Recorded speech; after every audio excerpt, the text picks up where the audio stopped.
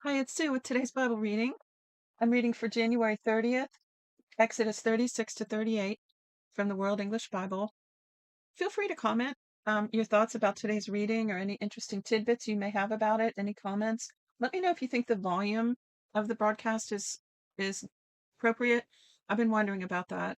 I want it, kind of in line with other broadcasts so that if someone like me is listening, how do I say that? I like to listen to playlists and I don't want it to go significantly softer or louder and compared to other ones on my list. So, and also at the end, I'll tell you a little bit more about the broadcast and some ways that you can contact us and just a bit more of information there, how to get your free 1 year Bible as well. All right, chapter 36, verse 1. Bezalel and Aholiab shall work with every wise-hearted man in whom Yahweh has put wisdom and understanding to know how to do all the work for the service of the sanctuary according to all that Yahweh has commanded. Moses called Bezalel and Aholiab and every wise-hearted man in whose heart Yahweh had put wisdom. Oh Lord, put wisdom in my heart, I pray in Jesus' name. Even everyone whose heart stirred him up to come to the work to do it. Remember, we left off, this is actually just in case you're just popping in and didn't hear the last few days' readings. Moses has just finished receiving all the instructions to build the tabernacle for the Lord, the movable temple, as it were. And so it also talked about God stirring the hearts of these workmen and putting wisdom, understanding, and knowledge in their hearts to be able to do the work that they were going to need to do. Isn't that beautiful? And so here it is. Let me read verse 2 again. Moses called Bezalel and Aholiab and every wise-hearted man in whose heart Yahweh had put wisdom, even every one whose heart stirred him up to come to the work to do it. They received from Moses all the offering which the children of Israel had brought for the work of the service of the sanctuary and which to make it. They kept bringing free will offerings to him every morning. All the wise men who performed all the work of the sanctuary each came from his work which he did. They spoke to Moses, saying, the people have brought much more than enough for the service of the work which Yahweh commanded to make. Moses gave a commandment, and they caused it to be proclaimed throughout the camp, saying, let neither man nor woman make anything else for the offering for the sanctuary. So the people were restrained from bringing, for the stuff they had was sufficient to do all the work and too much. Isn't that great?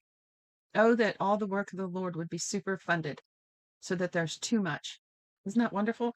And, the women were making, I guess there were weavings, linen weavings and cloth, and just so much was going on. They had the poles, things, poles and tent stakes and rings and hooks made of silver and bronze, and they had dyes for the cloth, certain dyes for the cloth, and utensils to put in the tabernacle. So all this was being brought together so that Moses could obey the instructions that the Lord had given him. Verse 8.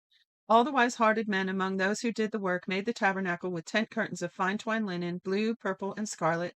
They made them with cherubim, the work of a skillful workman. The length of each curtain was 28 cubits, and the width of each curtain 4 cubits. All the curtains had one measure. He coupled 5 curtains to one another, and the other 5 curtains he coupled to one another. He made loops of blue on the edge of the one curtain from the edge in the coupling. Likewise, he made in the edge of the curtain that was outermost in the second coupling. He made 50 loops in the one curtain, and he made 50 loops in the edge of the curtain that was in the second coupling. The loops were opposite to one another. He made 50 clasps of gold and coupled the curtains to one another with the clasps, so the tabernacle was a unit. I remember they were going to have to break this down, carry it, set it back up over and over. I don't know how many times they actually did that over the years. So it was portable. Verse 14. He made curtains of goat's hair for a covering over the tabernacle. He made them 11 curtains. The length of each curtain was 30 cubits, and cubit, I think we said the other day, was 18 inches approximately. So the length of each cubit was 30 the length of each curtain was 30 cubits, and 4 cubits the width of each curtain. The 11 curtains had one measure. He coupled 5 curtains by themselves and 6 curtains by themselves. He made 50 loops on the edge of the curtain that was outermost in the coupling, and he made 50 loops on the edge of the curtain which was the outermost in the second coupling. He made 50 clasps of bronze to couple the tent together that it might be a unit. He made a covering for the tent of ram skins dyed red, and a covering of sea cow hides above. He made the boards for the tabernacle of acacia wood standing up. 10 cubits was the length of the board, and a cubit and a half was the width of each board. Each board had 2 tenons joined to one another. He made all the boards of the tabernacle this way. He made the boards for the tabernacle, 20 boards for the south side sideward. I messed that one up last time too. It says 20 boards for the south side southward. Try saying that 10 times fast. South side southward. He made 40 sockets of silver under the 20 boards, 2 sockets under one board for its 2 tenons, and 2 sockets under another board for its 2 tenons. For the second side of the tabernacle on the north side, he made 20 boards, and their 40 sockets of silver, 2 sockets under one board and 2 sockets under another board. For the far part of the tabernacle westward, he made 6 boards. He made 2 boards for the corners of the tabernacle in the far part. They were double beneath, and in the same way they were all the way to the top to one ring. He did this to both of them in the 2 corners. There were 8 boards and their sockets of silver, 16 sockets under every board, 2 sockets. Now, if you could follow that, you're better than me. But, people have used this to make replicas. So as far as I know, it has the ability to be followed like it's written. Verse 31, he made bars of acacia wood, 5 for the boards of the one side of the tabernacle, and 5 bars for the boards of the other side of the tabernacle, and 5 bars for the boards of the tabernacle for the hinder part westward. He made the middle bar to pass through in the middle of the boards from the one end to the other. He overlaid the boards with gold and made their rings of gold as places for the bars, overlaid the bars with gold. He made the veil of blue, purple, scarlet, and fine-twined linen with cherubim. Let me stop and say a thought. Isn't it interesting they could be so industrious and get so much done out in the wilderness living in tents? They had a whole society established, right? Which so blows out of the water the whole caveman idea. When people talk about this idea that we've progressed from these brute beasts living in caves all the way to where we are now, it's just simply not true. Even if in different eras they lived in caves, they also had villages and cities, and even if they were nomads living in tents, they had societies established. They had weapons, they had tools, they had fire, they had music, they had engineering. Maybe not the technology we have, but they had all that. And that's also evidenced in all the ancient archaeology and some of the antediluvian archaeology that we still don't even know how to explain. So these were not cavemen. And ancient manuscripts and historical documents bear all that out.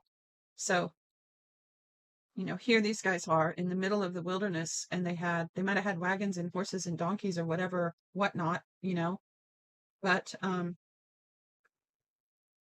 they managed to do a whole lot anyway, and they were very intelligent and skilled. All right. This is 37, verse 1. Bezalel made the ark of acacia wood. Its length was 2.5 cubits, and its width 1.5 cubits, and 1.5 cubits its height. Let me double check. Yeah, it says a cubit was about 18 inches. He overlaid it with pure gold inside and outside and made a molding of gold for it around it. He cast 4 rings of gold for it in its 4 feet, 2 rings on its one side and 2 rings on its other side. He made poles of acacia wood and overlaid them with gold. He put the poles into the rings on the sides of the ark to bear the ark. He made a mercy seat of pure gold. Its length was 2.5 cubits and 1.5 cubits its width. He made 2 cherubim of gold. He made them beaten work at the 2 ends of the mercy seat, 1 cherub at the one end and 1 cherub at the other end. He made the cherubim of one piece with the mercy seat at its 2 ends. The cherubim spread out their wings above, covering the mercy seat with their wings, with their faces toward one another. The faces of the cherubim were toward the mercy seat. He made the table of acacia wood. Its length was 2 cubits, its width was 1 cubit, and its height was 1.5 cubits. He overlaid it with pure gold and made a gold molding around it. He made a border of the hand's width around it and made a golden molding on its border around it. He cast 4 rings of gold for it and put the rings in the 4 corners that were on its 4 feet. The rings were close by the border, the places for the poles to carry the table. He made the poles of acacia wood and overlaid them with gold to carry the table. He made the vessels which were on the table, its dishes, its spoons, its bowls, and its pitchers, with which to pour out of pure gold. He made the lampstand of pure gold. He made the lampstand of beaten work. Its base, its shaft, its cups, its buds, and its flowers were of one piece with it. There were 6 branches going out of its sides, 3 branches of the lampstand out of its one side, and 3 branches of the lampstand out of its other side. 3 cups were made like almond blossoms in the one branch, a bud and a flower, and 3 cups made like almond blossoms in the other branch, a bud and a flower. So for the 6 branches going out of the lampstand, in the lampstand were 4 cups made like almond blossoms, its buds and its flowers, and a bud under 2 branches of one piece with it, and a bud under 2 branches of one piece with it, and a bud under 2 branches of one piece with it, for the 6 branches going out of it. Their buds and their branches were of one piece with it. The whole thing was one beaten work of pure gold. He made its 7 lamps, and its snuffers, and its snuff dishes of pure gold. He made it of a talent of pure gold with all its vessels. Like, how wealthy were they once they left Egypt? I mean, they plundered Egypt. Amazing. Verse 25. He made the altar of incense of acacia wood. It was square. Its length was a cubit, and its width a cubit. Its height was 2 cubits. Its horns were of one piece with it. He overlaid it with pure gold. Its top, its sides around it, and its horns. Now, I want to say too, God told him to overlay them with gold. It wasn't just they were trying to be ritzy. God told him to overlay them with gold for a reason, and I personally believe it was as a type of shielding for the radiating glory, um, to protect them and to protect. Uh, well, let me not delve too far into that rabbit hole, but there was a reason. I believe it's just my personal opinion that they were covered with gold for a reason. Um, Verse 23. He made its 7 lamps and its snuffers and its snuff dishes of pure gold. He made it out of a talent of pure gold, and the talent is 66 pounds of pure gold with all its vessels. He made the altar of incense of acacia wood. It was square. Its length was a cubit, and its width a cubit. Its height was 2 cubits. Its horns were of one piece with it. He overlaid it with pure gold, its top, its sides around it, and its horns. He made a gold molding around it. He made 2 golden rings for it under its molding crown, on its 2 ribs, and on its 2 sides, for places for poles with which to carry it. He made the poles of acacia wood and overlaid them with gold. He made the holy anointing oil and the pure incense of the sweet spices, after the art of the perfumer. He made the altar of burnt offering of acacia wood. It was square. Its length was 5 cubits, its width was 5 cubits, and its height was 3 cubits. He made its horns on its 4 corners. Its horns were of one piece with it, and he overlaid it with bronze. He made all the vessels of the altar, the pots, the shovels, the basins, the forks, and the fire pans. He made all its vessels of bronze. He made for the altar a grating of a network of bronze under the ledge around it beneath, reaching halfway up. He cast 4 rings for the 4 corners of bronze grating to be places for the poles. He made the poles of acacia wood and overlaid them with bronze. Now, see, that was probably to withstand the fire and just so they last longer. Who knows? Verse 7. He put the poles into the rings on the sides of the altar with which to carry it. He made it hollow with planks. So hollow maybe to make it lighter to carry. Verse 8. He made the basin of bronze and its base of bronze out of the mirrors of the ministering women who ministered at the door of the tent of the meeting. How interesting. Let me read that again. He made the basin of bronze and its base of bronze out of the mirrors of the ministering women who ministered at the door of the tent of meeting. He made the court for the south side southward. Got it right that time. The south side southward. The hangings of the court were of fine twined linen, 100 cubits. Their pillars were 20, and their sockets 20, of bronze. The hooks of the pillars and their fillets were silver. For the north side, 100 cubits, their pillars 20, and their sockets 20, of bronze. The hooks of the pillars and their fillets of silver. For the west side were hangings of 50 cubits, their pillars 10, and their sockets 10. The hooks of the pillars and their fillets of silver. See, it was a rectangular tent, so it's why shorter on this side. For the east side, eastward, 50 cubits. The hangings for the one side were 15 cubits, their pillars 3, and their sockets 3. And so for the other side, on this hand and that hand by the gate of the court, were hangings of 15 cubits, their pillars 3, and their sockets 3. All the hangings around the court were of fine twined linen. The sockets for the pillars were of bronze. The hooks of the pillars and their fillets were of silver. Their capitals were overlaid with silver. All the pillars of the court had silver bands. The screen for the gate of the court was the work of an embroiderer, of blue, purple, scarlet, and fine twined linen. 20 cubits was the length, and the height along the width was 5 cubits, like hangings of the court. Their pillars were 4, and their sockets 4, of bronze. their hooks of silver, and the overlaying of their capitals, and their fillets of silver. All the pins of the tabernacle and around the court were of bronze.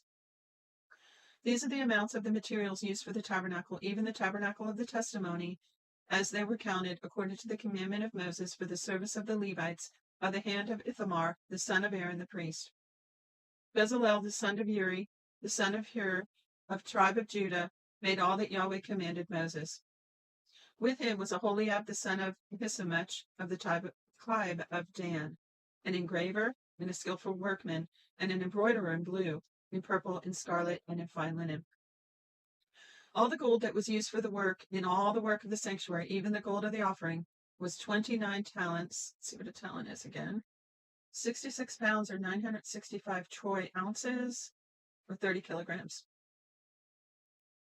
So 29 talents of 730 shekels according to the shekel of the sanctuary. The silver of those who were counted of the congregation was 100 talents, and 1,775 shekels according to the shekel of the sanctuary. A bekah, a head, that is half a shekel according to the shekel of the sanctuary, for everyone who passed over to those who were counted from 20 years old and upward. For 3,550 men, the 100 talents of silver were for casting the sockets of the sanctuary and the sockets of the veil. 100 sockets for the 100 talents, 1 talent per socket. From the 1,775 shekels he made hooks for the pillars, overlaid their capitals, and made fillets for them. The bronze of the offering was 70 talents and 2,400 shekels.